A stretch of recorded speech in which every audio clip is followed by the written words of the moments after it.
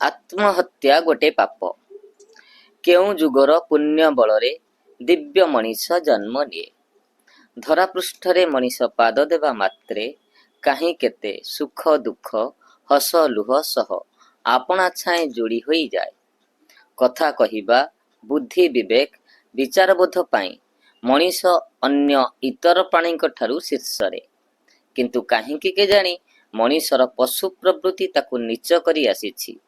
ଜଙ୍ଗଲର ବାଘ ସିଂହ ଭଳି ହିଂସ୍ର ପ୍ରାଣୀକୁ ମଣିଷ ନିଜ ପ୍ରେମ ଭାଷାରେ ବାନ୍ଧି ପାରିଛି ଓ ତାର ଇଚ୍ଛାରେ ବ୍ୟବହାର ବି କରିପାରୁଛି।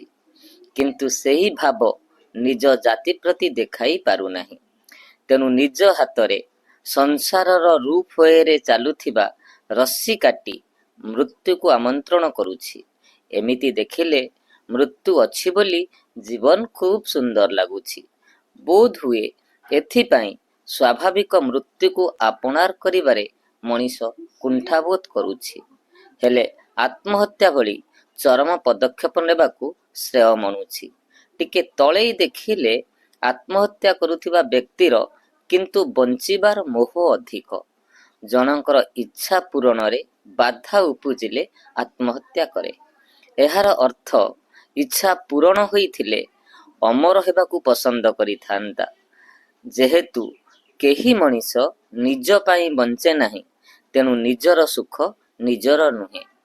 ତୁମ ସୁଖ ପଛରେ ଆଉ କାହାର ଅଦୃଷ୍ଟ ହାତର ଶକ୍ତି, ଯେମିତିକି ବାପା ମା ଗୁରୁ ଗୁରୁଜନମାନଙ୍କର ଅଛି ବୋଲି ମଣିଷ ବୁଝେନି। ନିଜ ଜୀବନ ହାରିବା ଅର୍ଥ ଆପଣାର ଲୋକଙ୍କୁ ଦୁଃଖ ଦେବା।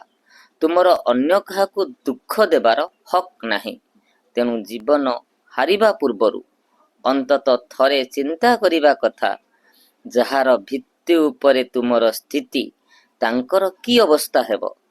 ତୁମେ ହୁଏତ କେଇ ସେକେଣ୍ଡର ଯନ୍ତ୍ରଣା ସହି ଆଖି ବୁଜିବ, କିନ୍ତୁ ତୁମକୁ ଝୁରି ପ୍ରତିଟି କ୍ଷଣରେ ମୃତ୍ୟୁକୁ ଅନୁଭବ କରୁଥିବା ପଛ ମଣିଷର ସମୟ କେମିତି ବିତିବ। ସୂକ୍ଷ୍ମ ଭାବରେ ବିଚାର କଲେ ହୁଏତ ଆତ୍ମହତ୍ୟା ଭଳି ପାପର ଫଳ ପୁନର୍ଜନ୍ମରେ ଭୋଗିବାକୁ ପଡ଼ିବ ନାହିଁ। ଧନ୍ୟବାଦ।